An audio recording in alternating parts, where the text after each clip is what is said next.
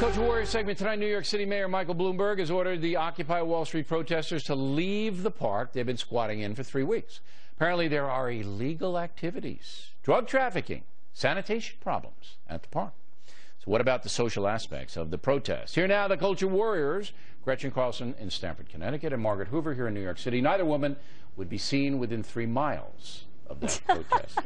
Just the way you're dressed. Except that I live 2 blocks from there. Is that right? I do. Yeah, I live right around the corner. Have you toddled down? And, all the time. O'Reilly, I brought you a newspaper last year, the Occupy, last week, the Occupy Wall Street Journal. Tell me what the Hoover Eyewitness Report is. We got all kinds of crackheads down there. What are we doing? Well, they're not crackheads. They're soft drugs, Bill. So you smell the. What is a soft drug? Well, yeah, it's marijuana, stuff that you inhale. Although there are reports of heroin as well. The New York Post has reported that there have been heroin. Yeah, because you figure if you were a dope dealer and you had all these people here who may be customers, that's where you would go, right? It is a counterculture collective down there, and if you. But let me ask you. So you walk down from your lavish apartment two blocks away, and you're here with the riffraff, and you're smelling marijuana. Yeah, okay. I personally haven't smelled it. My husband has. My neighbors have. It's sort of commonly understand. No, but it doesn't surprise me. I smell it in parks in New York City sometimes. So it's not. Carson, you wouldn't. I know you wouldn't go anywhere near these people.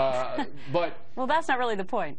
The city of New York, Police Commissioner Kelly, Mayor Bloomberg, they obviously don't want these people there anymore. The park is owned by a private concern. The private concern is okay. 3 weeks is enough. It's dirty and filthy. There's rats running all over. There's dope all over the place. They're having sex outside at night and all of this stuff. This is the report. This is what they're being reported. Right. Okay. Does that say anything about the entire movement? Well, let me first of all say that there are reports tonight that they're not going to leave when they're asked to leave. Yeah, but tomorrow. They will. You know the New York City PD. They'll leave.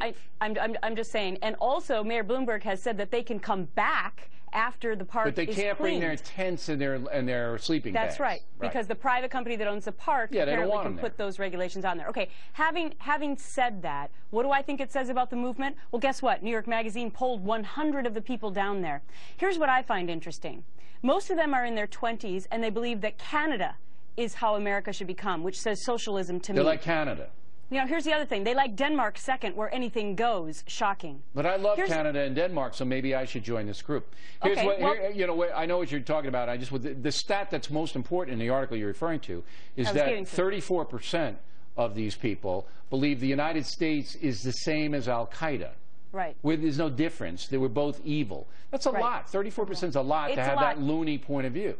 But let me make my final point, which is 39 of these 100 poll, only 39 voted in the last midterm elections. 55 did not. And the only way that this group is going to be effective is voting. That's what America is all about. So if they want to organize like the Tea Party and actually select people to go to Congress, then that's the next step. Yeah, not coming back to the park. They already selected Al Franken, I think. Okay, what do you say? To your point, Gretchen, you're right. They're not mainstream. This is a fringe group. We understand this is a fringe group. And, Bill, the reason this group has gotten steam in the past is because they've orchestrated conflict that has created media conflict. Attention. Exactly. Right. Especially conflict with the cops. Right. This movement got all the attention first when it escalated across the Brooklyn Bridge to the cops. So what do you think is going to happen when Bloomberg cops try to pull these kids out of the square? It'll be another day. But what are they supposed to do? Let them stay there? They should kick them out, clean it up, and let them. I'm not going to let them back. And then the problem goes, how much costs to do this? That's why they're saying they're not going to move, because they want organized resistance. They are going to move. So that they and I'm going to predict that this thing is now on the decline. All right, there's a lot of people, including our pal Glenn Beck, who's saying, no, this is going to spread, this is going to be big, this is going to be that. I'm going to say no. I'm going to say that the Democratic Party is going to move away from it because they can't be aligned with these people. There are 34 that was my next point, Bill. Right. Who have joined causes with this. 34 unions. But the union, they're doing that for other reasons. Go ahead, Carlson. That was going to be my next point, and I said this last week on this show, that it would be dangerous for any politician to align themselves with this movement. No, but here's the thing. The other question you have to ask yourself is, the president has been on record for the last 6 months talking about millionaires and billionaires, and many people have accused him of class warfare dialogue. Now, are these protests a result of that? because that shows me a tremendous amount of divide in our country. That's not fair. I don't believe that. I think these guys were It's worth asking the organized by question. the George Soros-funded Move On operations. Reuters, by the way, has an article on that today that you have to read, Hoover, linking in the Soros money to these agitators. And what that article they're actually doing. said is that Soros money had funded the original group Adbusters. That's who right. came Very up with good, Hoover. But the last time Soros directly funded it was 7 years ago. Although a lot of Soros money, and this is the thing about Soros money, is that because it has very long tentacles, it's everywhere, and it's in small amounts to all these progressive groups that are small groups. There's no way there isn't Soros money. Did you see Invasion of the Body Snatchers? Where if you went to sleep, you became an alien? That's like Soros money. You go to sleep and it kind of... The irony, though? I can't have a serious ironic point after today. you do that on your head. That's what's happening. All right, the Culture Warriors, everybody. There they are. Don't blame me.